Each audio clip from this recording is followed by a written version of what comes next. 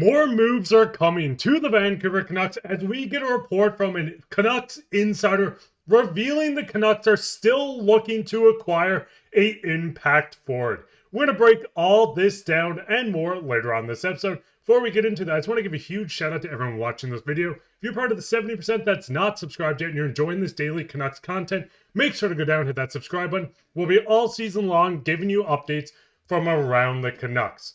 Now let's hop straight into the episode today, which is the Vancouver Canucks are looking to add an impact forward.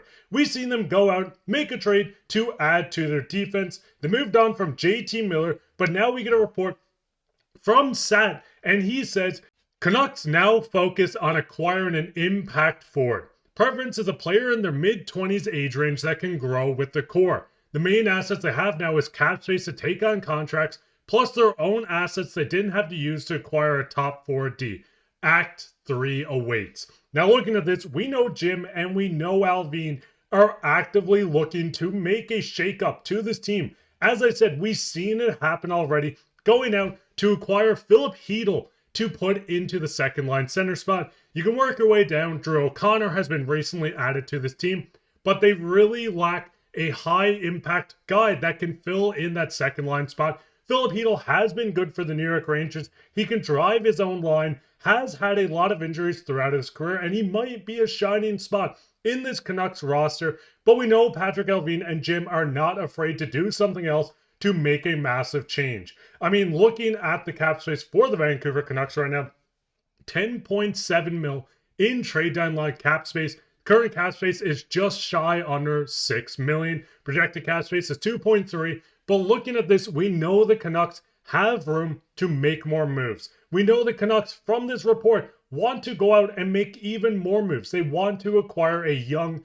in their 20s forward that can be in high impact. This team is not done making moves. This could be a trade where they move on from key players. We know they're not afraid of doing that at the moment with how this team has been performing.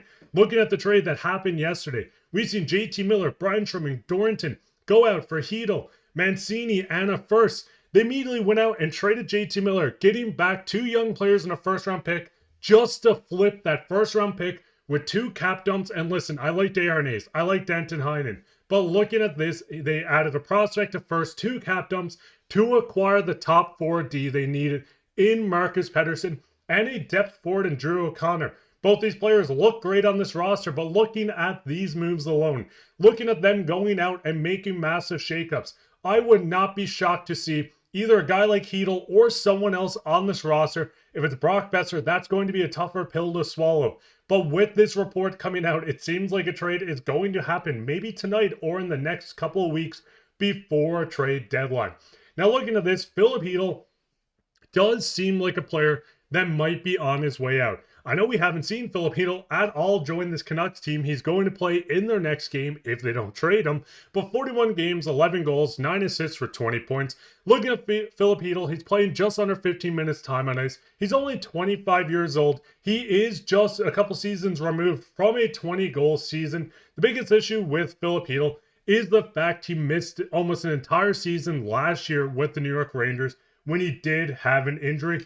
But looking at Filip Chytil himself, he has potential. He is signed for an extension on 2 years, his contract is 2 more years. He's a UFA at the end of this, but Jim Rutherford has made it very clear he is not afraid to go out, pull more moves to get a better center. We've seen Jim Rutherford go in to this before all the moves happened, saying that if we acquire a center, if we acquire someone that might not be fit on this team, we're going to flip him. We're going to flip him for a better player. Maybe Chytil is attached with the pick, a prospect. And listen, we're going to touch on some of the prospects that are a no-go trade for the Canucks.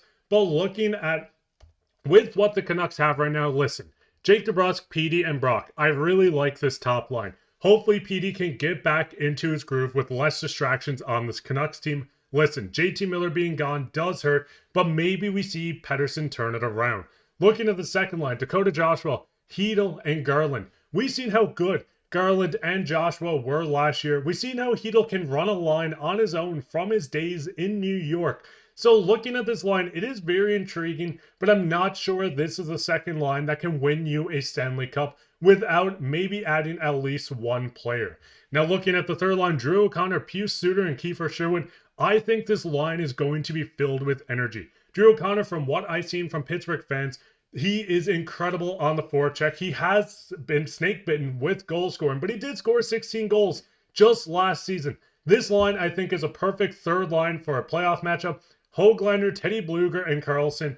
You could put Atu Ratu in here as well. Höglander does seem like a guy that might be on his way out as well. We've seen Höglander sign to the extension. This is the last year of his deal with the Vancouver Canucks at the age of 24. He's a UFA. He seems to be in Tocchet's bad books, and it seems like that has been the case for the entirety of this season. So maybe they look to move on from the 24-year-old to go out and acquire that high-impact forward. Maybe they use this as leverage with the cap space they have to acquire a huge impact player to add to the roster.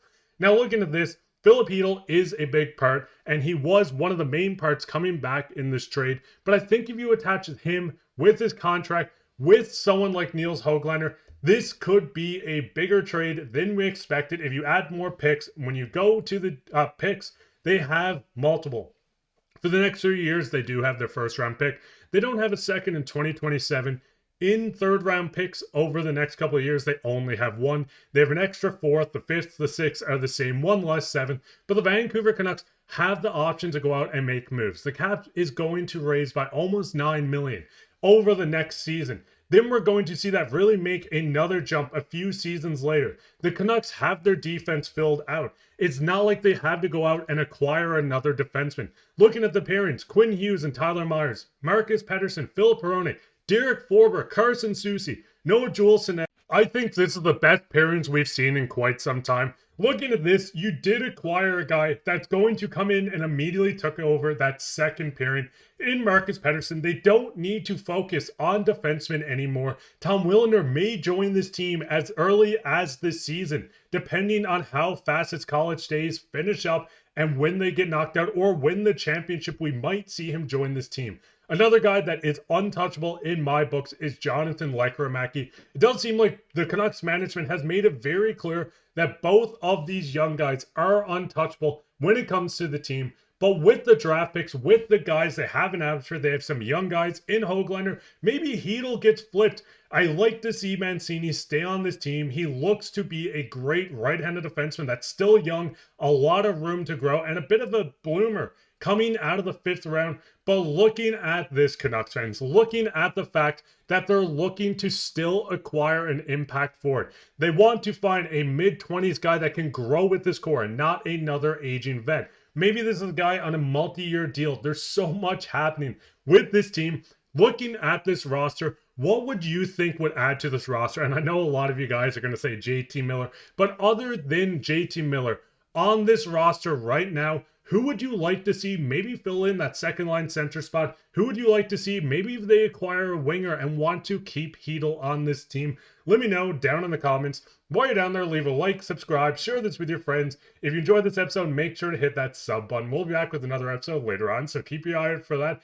But other than that, go Canucks go and take care.